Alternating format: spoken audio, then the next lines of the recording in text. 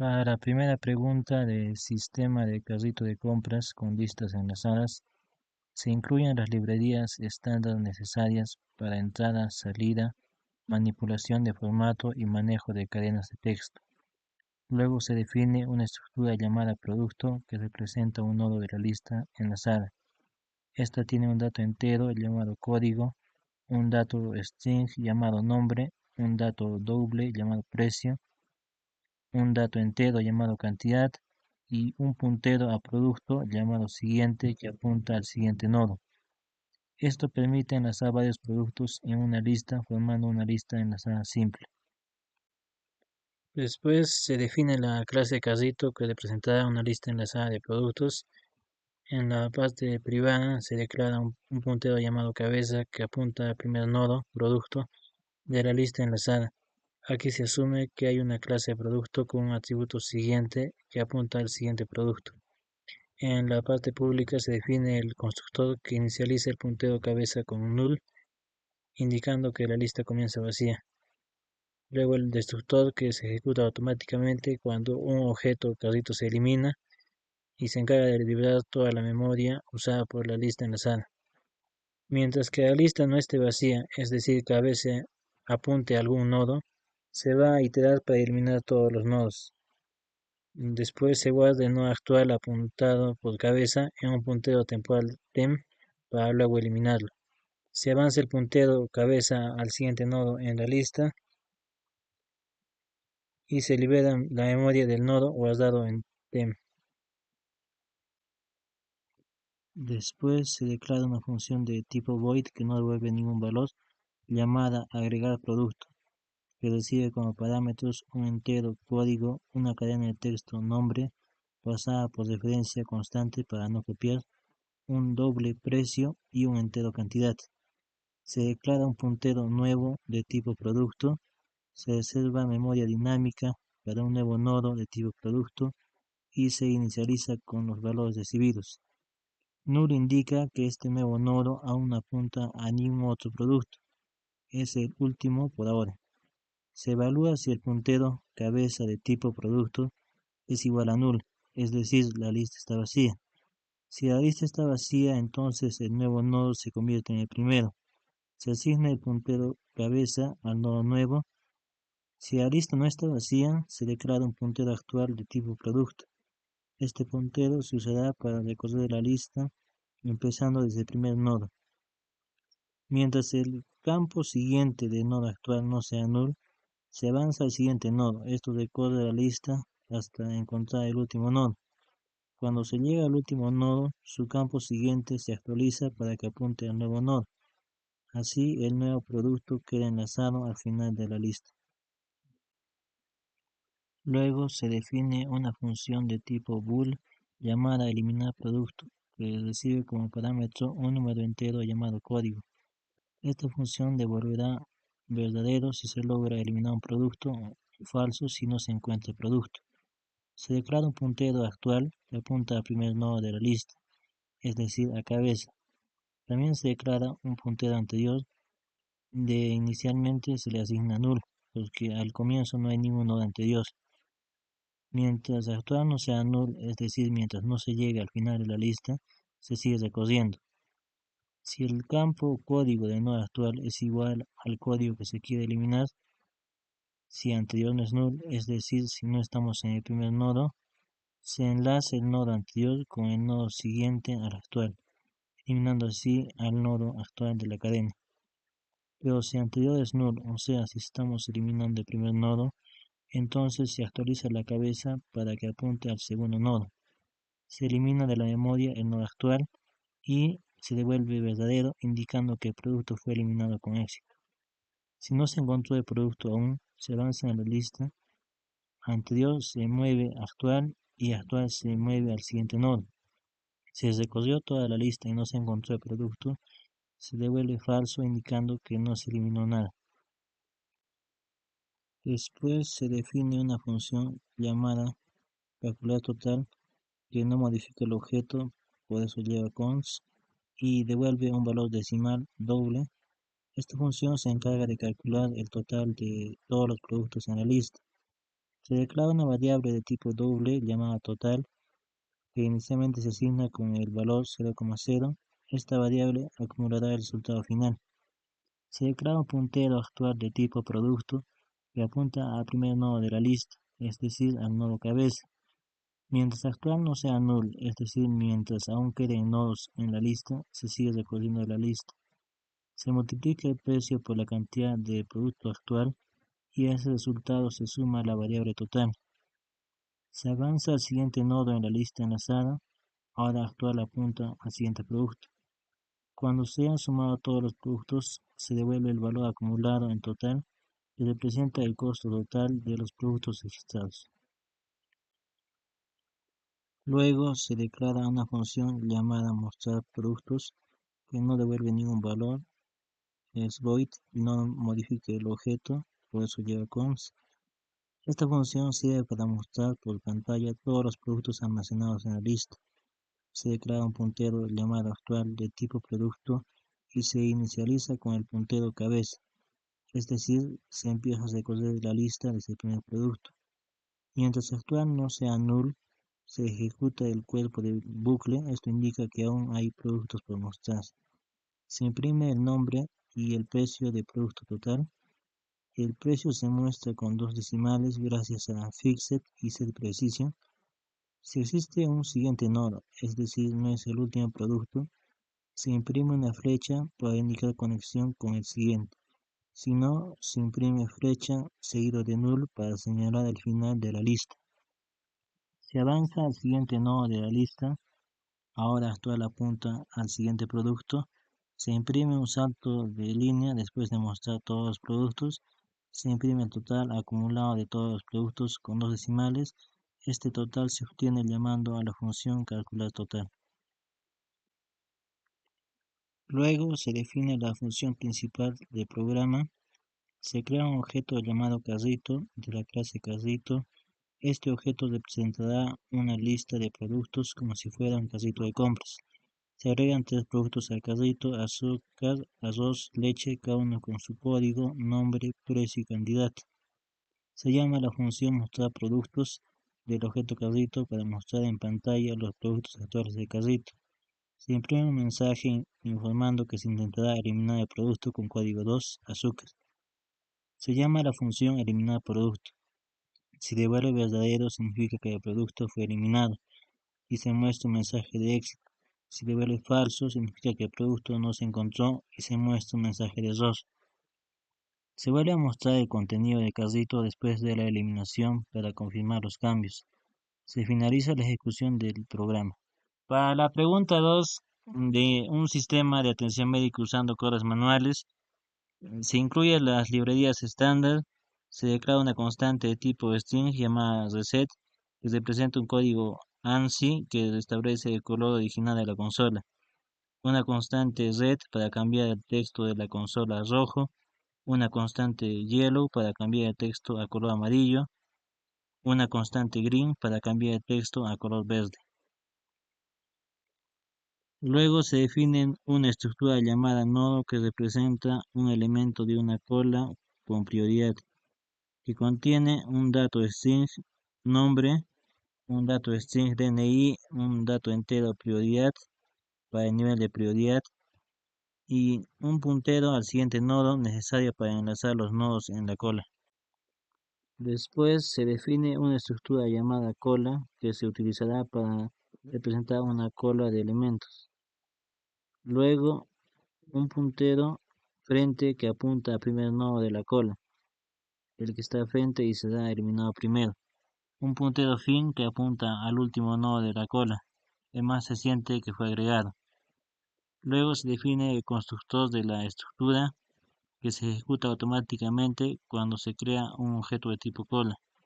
Se inicializa ambos punteros frente y fin como null, lo que indica que la cola está vacía al principio. Luego se define una función de tipo bool llamada está vacía, que devuelve verdadero o falso. Comprueba si la cola está vacía revisando si el puntero frente es null. Si frente es null, no hay elementos y la función devuelve verdadero. Luego se define una función llamada encolar que no devuelve nada de tipo void, que toma tres parámetros, un nombre, un DNI, ambos de tipo string, y un valor de prioridad de tipo entero. Esta función sirve para insertar un nuevo nodo al final de la cola. Se crea dinámicamente un nuevo nodo nuevo. Se asignan valores a los campos del nuevo nodo. El campo nombre recibe el valor de parámetro nombre, el campo DNI recibe el valor de parámetro DNI, el campo prioridad recibe el valor del parámetro prioridad. Se establece que el siguiente nodo después de este será null porque el nuevo nodo será el último en la cola. Se evalúa si la cola está vacía llamando a la función está vacía. Tanto el puntero frente como el puntero fin apuntan al nuevo nodo, porque este será el único nodo en la cola. Se conecta un nuevo nodo al final de la cola, se actualiza el puntero fin para que apunte al nuevo nodo, que ahora es el último. Se declara una función pública llamada encolar que no devuelve ningún valor, es void que recibe tres parámetros. Nombre de tipo string, DNI de tipo string y prioridad de tipo entero. Esta función sirve para insertar un nuevo nodo al final de la cola. Se crea dinámicamente un nuevo nodo usando el operador neo. El puntero nuevo apunta a un objeto de tipo nodo. Al campo nombre del nodo se le asigna el valor recibido por el parámetro. Al campo DNI del nodo se le asigna el valor recibido por el parámetro. Y al campo prioridad del nodo se le asigna el valor recibido por el parámetro. El campo siguiente del nodo se inicializa como null, lo que indica que no hay otro nodo después de este, por ahora. Se verifica si la cola está vacía llamando a la función está vacía, que devuelve verdadero si el puntero frente es null. Se asigna el nuevo nodo como primer y último elemento de la cola, ya que es el único nodo en la estructura. El campo siguiente del último nodo actual, fin, se actualiza para que apunte al nuevo nodo. Se actualiza el puntero fin para que apunte al nuevo nodo, que ahora es el último nodo de la cola. Después se declara una función llamada desencolar que devuelve un puntero a nodo. Sirve para retirar el primer nodo de la cola y devolverlo. Se verifica si la cola está vacía usando la función está vacía. Si la cola no tiene elementos, se devuelve null. Esto indica que no hay nada que desencolar. Se crea un puntero llamado atendido que apunta al nodo que está en el frente de la cola. Ese nodo será el que será removido y devuelto. Se actualiza el puntero frente para que apunte al siguiente nodo de la cola. Así el nodo que está al frente deja de ser parte de la cola. Si después de avanzar el frente resulta que ya no hay más nodos, entonces también se actualiza el puntero fin a null, porque la cola ha quedado completamente vacía. Se devuelve el nodo que se retiró, el que originalmente estaba al frente, para que quien llame a esta función pueda usarlo, mostrarlo o eliminarlo. Después se define una función llamada mostrar que no retorna nada, es void. Su propósito es mostrar por consola todos los elementos de la cola. Se verifica si la cola está vacía, llamando a la función está vacía. Si no hay ningún elemento en la cola, se imprime el mensaje la cola está vacía y se sale de la función con return. Se declara un puntero llamado actual que apunta al primer nodo de la cola, es decir, al frente. Se usará para recorrer toda la cola nodo por nodo.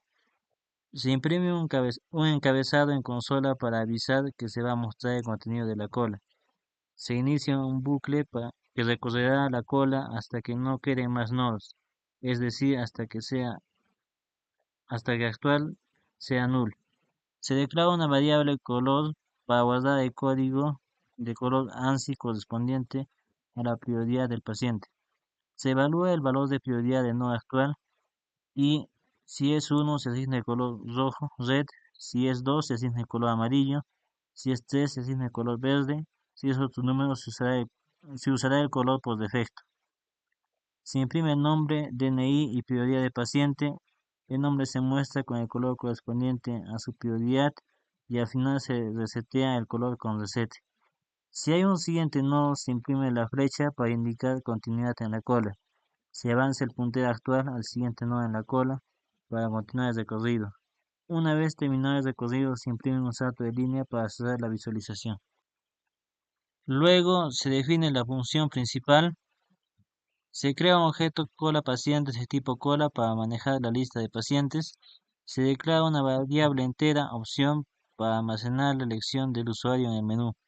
Se inicia un bucle do while que repetirá el menú hasta que el usuario decida salir. Se muestra un salto de línea y la palabra menú en la pantalla. Imprime la opción 1, ingresar a un nuevo paciente. La opción 2, atender al paciente siguiente en la cola. La opción 3, mostrar todos los pacientes en la cola. La opción 4, salir del programa. Pide al usuario que ingrese el número de la opción deseada. Lee el número ingresado por el usuario y lo guarda en opción. Limpia el buffer de entrada para evitar problemas en lecturas posteriores de texto. Si el usuario elige la opción 1, se ejecuta el bloque para ingresar a un paciente. Declara variables para guardar el nombre y DNI del paciente. Declara la variable para la prioridad del paciente. Solicita al usuario ingresar el nombre del paciente. Lee la línea completa del nombre, incluyendo espacios. Solicita al usuario ingresar el DNI. Lee la línea completa del DNI. Ingresa un bucle para validar la prioridad. Pide ingresar la prioridad del paciente. Lee la prioridad ingresada. Limpia el buffer para siguientes lecturas. Repite la petición si la prioridad no es 1, 2 o 3.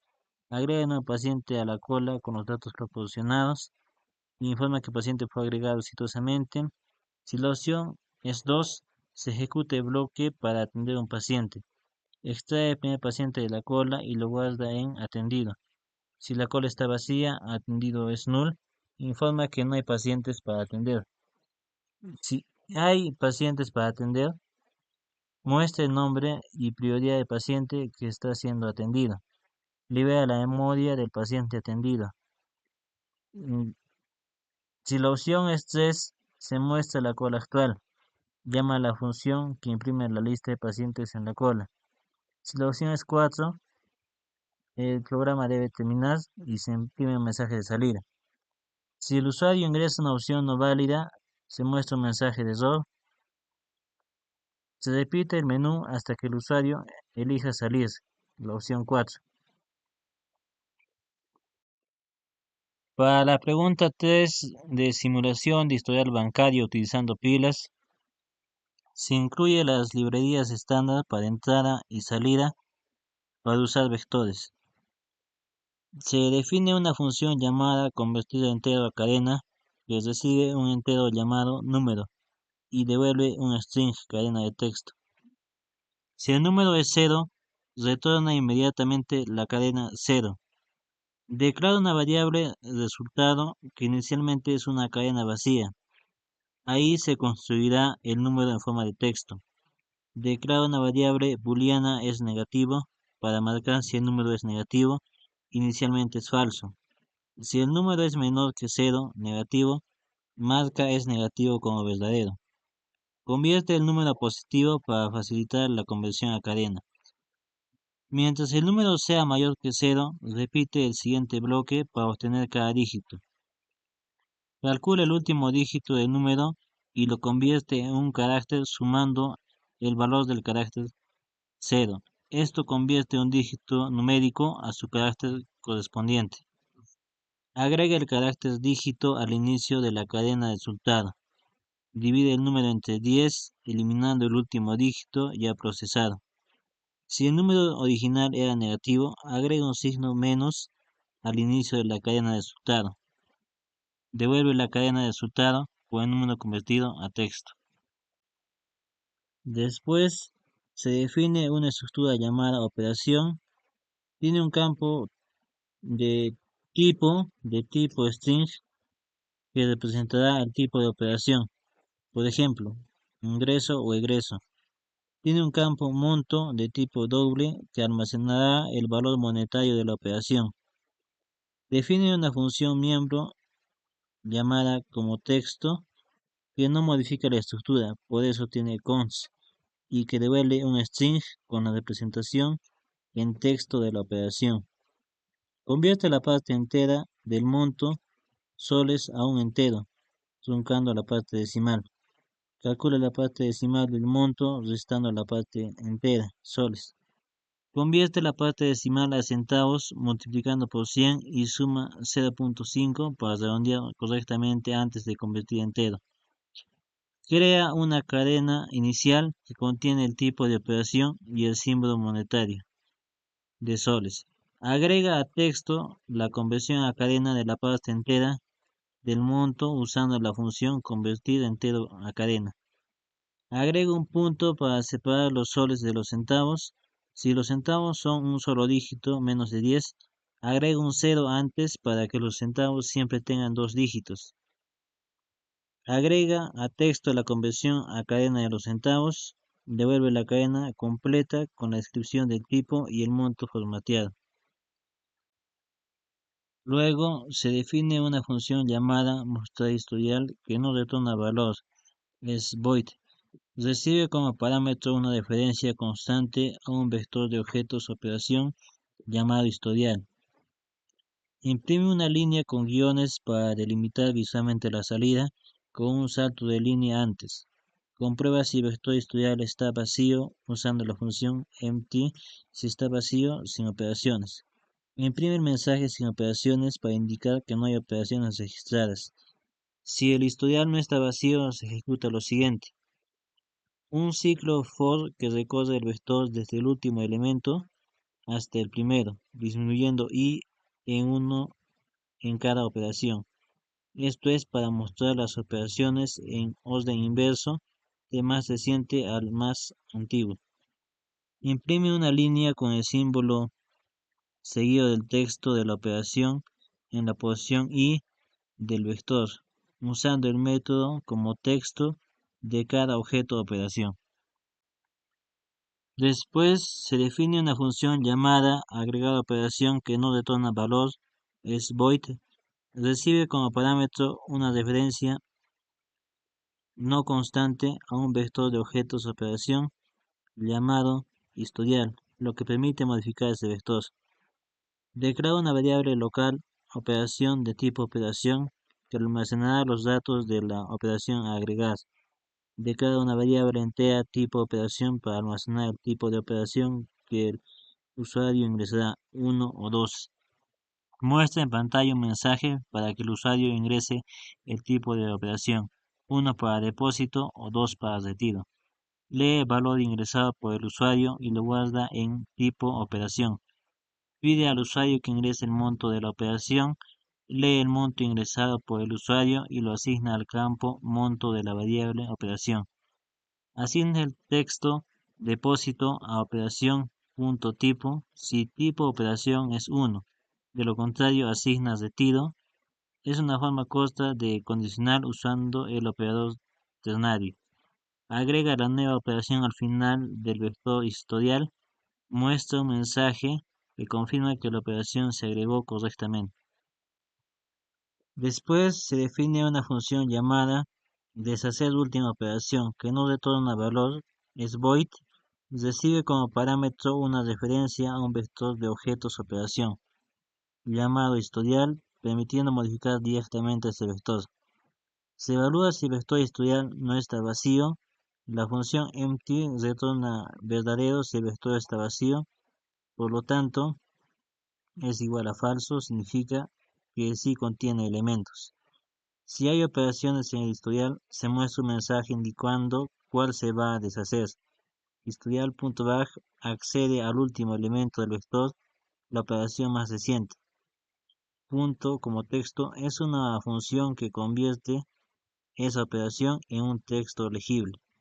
Se elimina el último elemento del vector historial, es decir, se deshace la operación más reciente. Si el vector está vacío, es decir, no hay operaciones que deshacer, se muestra ese mensaje al usuario. Después se define la función principal. Se declara un vector llamado historial que almacenará objetos de tipo operación. Se declara una variable entera que almacenará la opción del menú que el usuario elija. Se inicia un ciclo do while que se repetirá hasta que el usuario elija salir, la opción 4. Se imprime en pantalla un menú para que el usuario elija qué acción desea realizar. Si se lee la opción ingresada por el usuario y se almacena en la variable opción. Se inicia una estructura de switch que evalúa el valor de opción. Si el usuario eligió la opción 1, se llama la función agregar operación, pasando como argumento el vector historial. Luego se sale del switch con break. Si se elige la opción 2, se llama deshacer última operación para eliminar la última operación. Si se elige 3, se muestra el historial de operaciones. Si se elige 4, se imprime un mensaje de salida. El ciclo se terminará después. Si la opción ingresada no está entre 1 y 4, se muestra un mensaje de error. El ciclo se repetirá mientras la opción no sea 4, salir. Para la pregunta 5 de clase complejo, se incluye las librerías estándar para entrada y salida.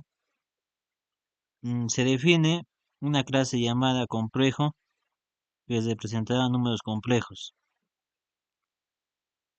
Las siguientes funciones y constructores serán accesibles desde fuera de la clase porque están en public. Se declara un constructor por defecto que inicializa real e imaginario en cero. Otro constructor que recibe dos valores, float, uno para la parte real y otro para la parte imaginaria. Se declara el operador más para sumar dos números complejos. Se declara el operador menos para estos números complejos. Se declara el operador asterisco como función amiga para multiplicar dos complejos. Se declara el operador de división como función amiga para dividir dos números complejos. Y el operador igual para comparar si dos números complejos son iguales. Y el operador diferente para saber si no son iguales. El operador de salida sobrecargado como amigo para imprimir un número complejo en consola. Después, los atributos privados se tiene dos de tipo flotante, real, que almacena la parte real del número complejo, y imag, que almacena la parte imaginaria. Después se define la función miembro operator más de la clase complejo, que recibe una referencia constante a otro número complejo y. El objeto actual es el que llama la función tis. Retorna un nuevo objeto complejo sumando parte real con parte real y parte imaginaria con parte imaginaria. Luego define el operador de resta. También recibe una referencia constante a otro complejo. Devuelve un número complejo resultado de resta, parte real y parte imaginaria por separado. Después, el operador de multiplicación es un operador amigo, por eso no lleva complejo, y el operador de ámbito multiplica los dos números complejos A y B y aplica la fórmula de multiplicación de complejos, parte real y parte imaginaria, y retorna el resultado como un nuevo objeto complejo.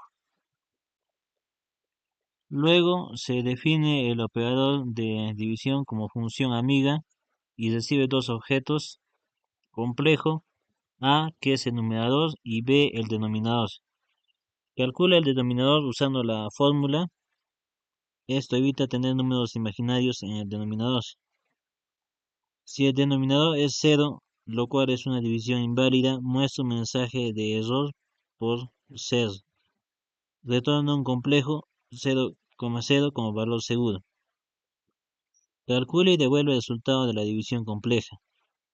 Esta es la fórmula estándar para dividir números complejos. Luego, define el operador de igualdad. Compara si dos números complejos son idénticos. Retorna verdadero si ambas partes, real e imaginaria, son iguales. Si no, retorna falso. Después, define el operador de desigualdad para objetos de tipo complejo. La función recibe dos referencias constantes a números complejos A y B. Devuelve verdadero si A es distinto de B, es decir, si no son iguales. Internamente llama al operador igual ya definido y niega el resultado. Después se sobrecarga el operador para imprimir objetos de tipo complejo. Esta función toma dos parámetros, un flujo de salida y una referencia constante a un número complejo C. Internamente imprime la parte real del número complejo, evalúa si la parte imaginaria es positiva o negativa. Si es positiva o cero, imprime más, seguido de la parte imaginaria y la letra I. Si es negativa, imprime eh, menos, seguido del valor absoluto de imaginario y la letra I. Finalmente, retorna el flujo de salida para permitir encadenamiento con más. Después se define la función principal, donde se crean tres números complejos x, y y z. Se imprime el contenido de x y y usando el operador sobrecargado. Luego se realiza la suma de x y y con el operador más y el resultado se guarda en z. Luego se imprime z. Se calcula x menos y se imprime el resultado. Se multiplica x por y usando el operador asterisco sobrecargado con función amiga. Se imprime el resultado en z. Se divide x entre y. Si el divisor fuera 0 más 0y, se mostraría un error y luego se imprime el resultado de la división compleja. Después se verifica si x es igual a y. Si lo es, se imprime sí. Si no, no. Luego se verifica si x es distinto de y. Se muestra sí o no según corresponda. Para la pregunta 6 de la clase C alumno que gestiona notas de alumnos, se incluye las librerías estándar para entrada y salida y para usar funciones de cadena. Después se define una clase llamada CAlumno que representa a un alumno. En la parte pública se define un constructor por defecto que inicializa el puntero notas con null y inicializa la cantidad de notas con 0. Después se define el destructor que libera la memoria que se haya reservado para notas usando delete. Después se declara los métodos para establecer el código del alumno, establecer el nombre, reservar memoria e ingresar n notas. Después se declara los métodos para obtener el código, obtener el nombre, mostrar las notas, calcular el promedio de las notas, obtener el estado del alumno, aprobado o desaprobado. En la parte privada se tiene dos arreglos de caracteres para guardar el código del alumno y el nombre del alumno. También un puntero a entero para guardar dinámicamente las notas del alumno. Y un entero que es la cantidad de notas que se ingresaron. Después se define la función setCódigo, que es una función miembro de la clase alumno que no retorna nada, void. Muestra un mensaje para que el usuario ingrese el código, lee como máximo 9 caracteres, el décimo espacio es para un espacio vacío y los almacena en el arreglo código. Esta función permite leer espacios a diferencia de sin. Después se define la función setNombre, que es una función miembro sin retorno, que muestra un mensaje para pedir el nombre del alumno, lee hasta 39 caracteres y el 40º es un carácter vacío y los guarda en el arreglo nombre. Luego se define la función setNotas de la clase CAlumno que recibe un entero n, la cantidad de notas como parámetro. Si el puntero notas no es nulo, significa que hay memoria asignada para notas anteriores. Se libera la memoria previamente asignada al arreglo de notas para evitar fugas de memoria. Se asigna a cantidad de notas el valor de n indicando cuántas notas se almacenarán. Se crea un nuevo arreglo dinámico de enteros llamado notas con tamaño cantidad notas. Se muestra un mensaje solicitando al usuario que ingrese la cantidad de notas correspondiente. Se inicia un bucle que recorre desde 0 hasta cantidad notas menos 1 para ingresar cada nota. Se lee cada nota desde el teclado y se almacena en la posición correspondiente del arreglo notas. Se limpia el buffer de entrada para evitar problemas y luego se usa getLine. Se define la función getCódigo de la clase CAlumno que devuelve un puntero a char. Devuelve el contenido al arreglo código que almacena el código del alumno. Se define la función getNombre de la clase CAlumno que devuelve un puntero a char. devuelve el contenido del arreglo nombre, que almacena el nombre del alumno. Después se define la función getNotas de la clase CAlumno, que no devuelve el valor y se encarga de mostrar las notas del alumno. Se muestra el texto notas en la consola como encabezado. Se inicia un bucle for que recorre cada una de las notas almacenadas, desde la posición 0 hasta la cantidad notas menos 1. Se imprime el valor de cada nota seguido de un espacio. Se imprime un salto de línea al final de la lista de notas para terminar la línea en consola. Luego se define la función promedio de la clase CAlumno, que devuelve un valor doble representando el promedio de notas. Si el número de notas es 0, se retorna 0.0 como promedio para evitar división por 0. Se declara una variable suma y se inicializa en 0 para acumular las notas. Se inicia un bucle for para recorrer todas las notas. En cada iteración se suma la nota actual al total acumulado en suma. Se devuelve el resultado de la división de la suma entre la cantidad de notas convertido a doble para obtener un promedio decimal.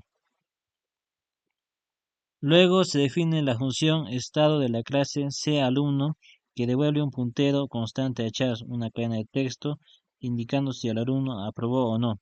Si el promedio del alumno es mayor o igual a 10.5, se detona la cadena aprobado. De lo contrario, se detona la cadena desaprobado. Después se define la función listar, que recibe una referencia a un objeto CAlumno y muestra su información por consola. Se imprime el encabezado datos del alumno seguido de un salto de línea. Se imprime el código del alumno usando el método getCódigo. Se imprime el nombre del alumno usando el método getNombre. Se llama al método getNotas para mostrar las notas del alumno. Se muestra el promedio del alumno calculado con el método promedio. Se imprime el estado del alumno aprobado o desaprobado obtenido con el método estado. Luego se define la función principal. Se declara un objeto llamado alumno de la clase CAlumno. Se llama al método setCódigo para que el usuario ingrese el código del alumno. Se llama al método setNombre para que el usuario ingrese el nombre del alumno. Se declara una variable entera n notas que almacenará cuántas notas ingresará el usuario. Se solicita al usuario que indique cuántas notas se va a ingresar. Se almacena la cantidad ingresada en la variable nnotas. Se limpia el buffer de entrada para evitar conflictos con futuras lecturas usando getLine. Se llama al método setNotas para que el usuario ingrese las notas del alumno. Se llama la función listar para mostrar los datos completos del alumno, código, nombre, notas, promedio y estado. Para la pregunta 7, clase círculo, se incluye las librerías estándar para entrada y salida y para funciones matemáticas. Se declara una clase llamada círculo que modela un círculo con sus propiedades y métodos. En la sección pública se declara el método público que permite establecer el valor de radio del círculo, setRadio, el método público que devuelve el valor actual del radio, getRadio, el método público que calcula y devuelve el área del círculo, doble área, el método público que calcula y devuelve el perímetro del círculo, doble perímetro, y el método público que imprime los detalles del círculo, radio, área y perímetro, void print. Y en la sección privada se declara al atributo privado que almacena el radio del círculo. Después se define el método setRadio de la clase círculo. Este método recibe un valor A de tipo float y lo asigna al atributo radio del objeto. Luego se define el método getRadio de la clase círculo, que este método devuelve el valor actual del atributo radio. Después se define el método area de la clase círculo. Este método calcula y devuelve el área del círculo usando la fórmula pi por r al cuadrado. M sub pi es una constante definida en CMAT que representa el valor de pi. Luego se define el método perímetro de la clase círculo. Este método calcula y devuelve el perímetro del círculo usando la fórmula 2pi por radio. Luego se define el método print de la clase círculo. Este método imprime el área del círculo llamando la función área y también imprime el perímetro del círculo llamando la función perímetro. Luego se define la función principal. Se declara una variable R de tipo float que almacenará el radio ingresado. Se crea un objeto llamado cir de la clase círculo. Se solicita al usuario que ingrese el valor del radio del círculo. El valor ingresado se guarda en la variable R. Se llama al método setRadio del objeto cir, pasando como argumento el valor ingresado por el usuario. Esto establece el valor del atributo radio del círculo. Se muestra el valor del radio mediante el método getRadio del objeto cir. Se llama al método print del objeto cir, el cual imprime el área y el perímetro del círculo. Se imprime una línea en blanco para separar la salida. La función main termina ahí. Para la pregunta 8 de clase calculadora, se incluye las librerías estándar para entrada y salida y CMAT para funciones matemáticas. Se define una constante n con valor 100 que será el tamaño de los arreglos para memoria. Se define la clase calculadora. Se declara la sección privada con variables miembro, n1 y n2, operandos tipo float para las operaciones, op, carácter que almacena el operador, memoria n, arreglo de float para guardar resultados o valores, operaciones n, arreglo de caracteres para guardar los operadores usados, operandos 1n y operandos 2n, arreglos para guardar operandos usados en cada operación, nmem, entero que cuenta cuántas operaciones se han almacenado en memoria. Después se define el constructor por defecto de la calculadora. Inicializa n1 y n2 en 0. Inicializa el operador op con el valor más, suma por defecto. Inicializa nmem en 0 indicando que no hay operaciones en memoria. Luego se define un constructor con parámetros. Inicializa n1 con a, n2 con b y op con o. Inicializa nmem en 0 para la memoria de operaciones. Luego se define el destructor de la clase calculadora. Cuando un objeto calculadora es destruido, imprime en pantalla calculadora destruida. Después se define el método ingresar, que solicita al usuario ingresar los operandos y el operador. Imprime el mensaje para pedir el primer operando y lo guarda en N1. Imprime el mensaje para pedir el segundo operando y lo guarda en N2. Después define los métodos setters para establecer valores privados. setN1 asigna el valor A al operador N1 y setN2 asigna el valor B al operador N2. setOf asigna el valor O al operador OP. Luego define los métodos getters para obtener valores privados. GetN1 devuelve el valor actual de N1, GetN2 devuelve el valor actual de N2, GetOf devuelve el valor actual del operador OP. Después se define el método calcular que no recibe parámetros y no retorna valor. Se declara una variable local resultado de tipo float para almacenar el resultado de la operación. Se evalúa el valor del operador OP usando una estructura switch. Si OP es más, se suma N1 y N2 se guarda en resultado. Si OP es menos, se resta N2 de N1 y se guarda en resultado. Si OP es asterisco, se multiplica N1 y N2 y se guarda en resultado. Si OP es el símbolo de división, se verifica que N2 no sea 0 para evitar división por 0. Si N2 es distinto de 0, se divide N1 entre N2 y se guarda el resultado. Si N2 es 0, se muestra un mensaje de error y se termina la función sin calcular ni almacenar. Si OP es el símbolo de potencia, se calcula la potencia N1 elevado a N2 usando POW y se guarda el resultado. Si OP no es ninguno de los casos anteriores, se muestra un mensaje indicando operador no válido y termina la función. Si el número de elementos en memoria nmem es menor que la capacidad máxima n, se almacena la operación y el resultado en los arrays correspondientes. Guarda el resultado en memoria en la posición nmem, guarda el operador op en operaciones, guarda los operandos n1 y n2 en operadores 1 y operadores 2 respectivamente. Incrementa el contador nmem en 1. Si la memoria está llena, imprime un mensaje indicando que no se puede almacenar más. Imprime en pantalla la operación realizada en formato N1 o PN2 igual al resultado y finaliza la ejecución del método. Después se define el método deshacer que no recibe parámetros y no retorna valor. Se verifica si hay operaciones almacenadas nmem mayor a 0. Si hay operaciones, se disminuye el contador nmem en 1, eliminando así la última operación almacenada. Luego se imprime un mensaje indicando que la última operación fue deshecha. Si no hay operaciones en memoria nmem igual a 0, se imprime un mensaje indicando que no hay operaciones para deshacer. Después se define el método mostrar historial que no recibe parámetros y no retorna valor. Se verifica si no hay operaciones almacenadas. Si no hay operaciones, se muestra un mensaje y se termina la función. Si hay operaciones, se imprime un encabezado indicando el inicio del historial.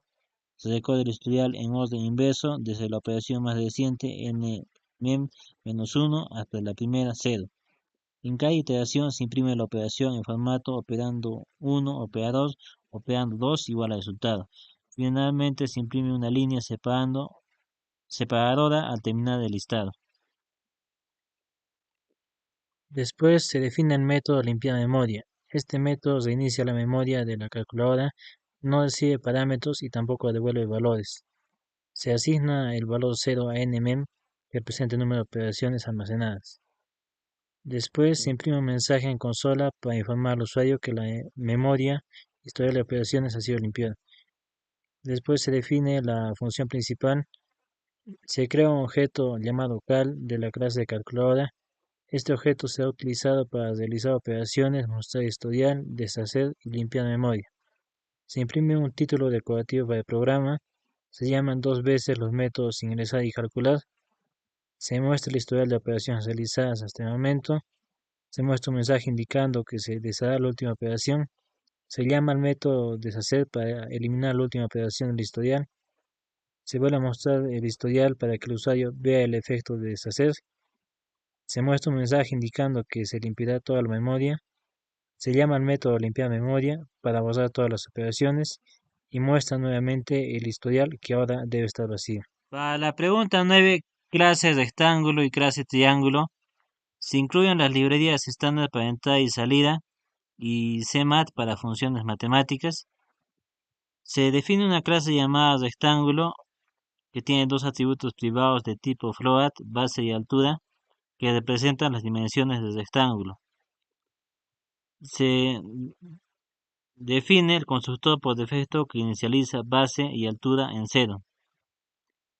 Y se define el constructor con parámetros que inicializa base y altura con valores recibidos.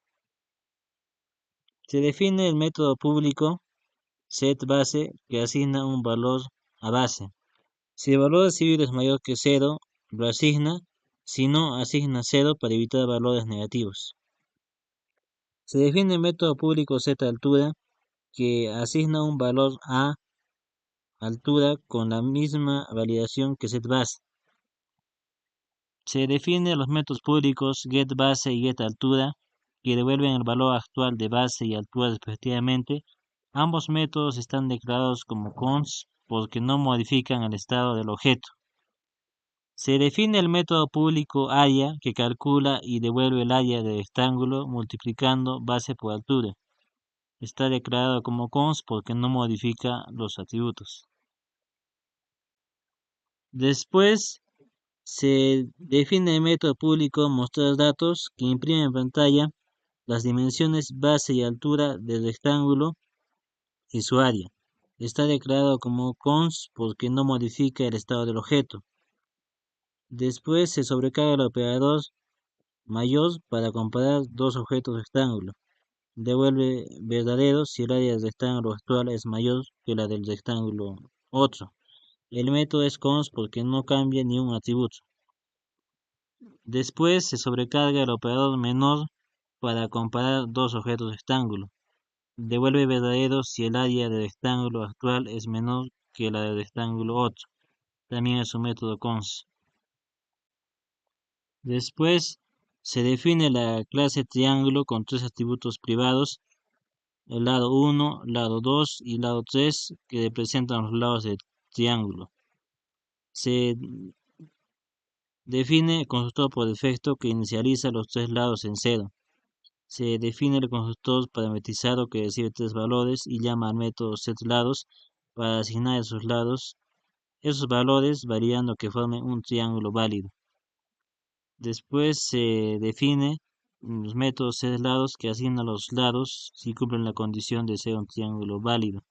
Si los lados no forman un triángulo válido, asigna 0 a todos y muestra un mensaje de error. Después se definen los métodos get que devuelven el valor de cada lado. Son métodos constantes porque no modifican el objeto. Luego se define el método perímetro que calcula y devuelve el perímetro del triángulo sumando sus tres lados. Es un método constante porque no modifica los atributos del objeto. Luego se define el método área que calcula el área del triángulo usando la fórmula de Herón. Primero calcula el semiperímetro, S como la mitad del perímetro, luego devuelve la raíz cuadrada del producto, S por S menos lado 1 por S menos lado 2 por S menos lado 3. Es un método constante porque no modifica el objeto. Después se define el método mostrar datos que imprime en consola los valores de los lados y el área del triángulo. Es un método constante porque no cambia los atributos. Luego se sobrecarga el operador mayor para comparar dos triángulos según su área. Devuelve verdadero si el área del triángulo actual es mayor que el área del triángulo otro. Es un método constante. Después se sobrecarga el operador menor para comparar dos triángulos según su área. Devuelve verdadero si el área del triángulo actual es menor que la del triángulo otro. Y también es un método constante. Después se define un método privado, es triángulo válido, que verifica si tres lados pueden formar un triángulo válido. Devuelve verdadero si todos los lados son mayores que 0 y cumplen la desigualdad triangular.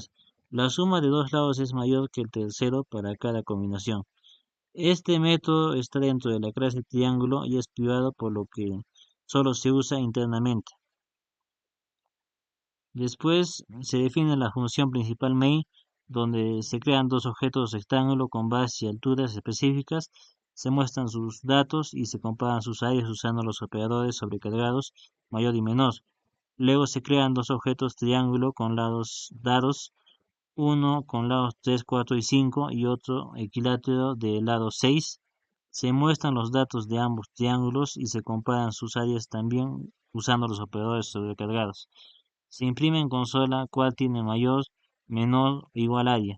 Finalmente, para la pregunta 10 de simulación de ascensores, se incluye las bibliotecas estándar para entrada y salida. Se define la clase ascensor que representa un ascensor en un edificio. Tiene tres atributos privados: piso actual para el piso en el que está, total de pisos que indica la cantidad total de pisos del edificio y IT para identificar el ascensor. El constructor inicializa el ascensor con un IT, un piso actual por defecto 0 y el total de pisos del edificio por defecto 10. Se sobrecarga el operador prefijo más para subir un piso. Si el piso actual es menor al último piso, incrementa el piso actual en 1. Si ya está en el último piso, muestra un mensaje indicando que no puede subir más. Retorna la referencia al objeto actual para permitir encadenar operaciones. Después se sobrecarga el operador prefijo menos para bajar un piso. Si el piso actual es mayor que 0, decrementa piso actual en 1. Si ya está en el primer piso, muestra un mensaje indicando que no puede bajar más. Retorna la referencia al objeto actual. Después se sobrecarga el operador de igualdad para comparar dos objetos ascensores. La comparación se basa en si ambos ascensores están en el mismo piso actual. Sobrecarga el operador de desigualdad para comparar dos objetos ascensor. Retorna el resultado negado de la comparación con igual igual, es decir, verdadero si los pisos son diferentes. Se define el método mostrar para imprimir el estado del ascensor. Muestra el identificador ID del ascensor y el piso actual junto con el total de pisos del edificio. Se define el método getIt que devuelve el identificador del ascensor. Luego se define una clase llamada edificio. Se define una constante estática que representa el número máximo de ascensores que puede tener un edificio. Esta constante es fija y compartida por todos los objetos edificio. Se declara un arreglo de punteros a objetos de la clase ascensor. El tamaño del arreglo es de 10. Este arreglo almacenará las direcciones de memoria de los ascensores creados. Se guarda la cantidad real de ascensores que tiene el edificio, que puede ser menor o igual a max. Se define el constructor, que recibe dos parámetros: cantidad as, la cantidad de ascensores que desean crear en el edificio, y total pisos, el número total de pisos que tiene el edificio. Se asigna a cantidad ascensores el valor de cantidad as, pero si es mayor que max, asigna max. Esto limita la cantidad de ascensores a 10. Después se tiene un for que va desde 0 hasta la cantidad de ascensores menos 1 para crear cada ascensor. Para cada posición de arreglo se crea un nuevo objeto ascensor con i más 1 como identificador para que empiece en 1, no en 0, piso inicial 0. El total de pisos pasado al constructor se asigna el puntero del nuevo objeto ascensor al arreglo de ascensores. Después está el ejecutor, que se llama automáticamente cuando un objeto edificio se destruye o finaliza su uso. Luego se decode todos los ascensores creados y se libera la memoria reservada para cada objeto ascensor creado con Neo. Luego se define el método subir ascensor para subir el ascensor con el identificador IT. Primero verifica que IT sea un número válido mayor que 0 y menor o igual que la cantidad total de ascensores. Si es válido, use el operador sobrecargado más para subir un piso al ascensor correspondiente. Si no es válido, muestra un mensaje de error diciendo ascensor no válido. Después se define el método bajar ascensor, que funciona similar al anterior, pero para bajar un piso verifica que el id sea válido. Si es válido, use el operador sobrecargado menos para bajar un piso al ascensor indicado. Si no es válido, muestra el mensaje ascensor no válido. Después se define el método mostrar ascensores.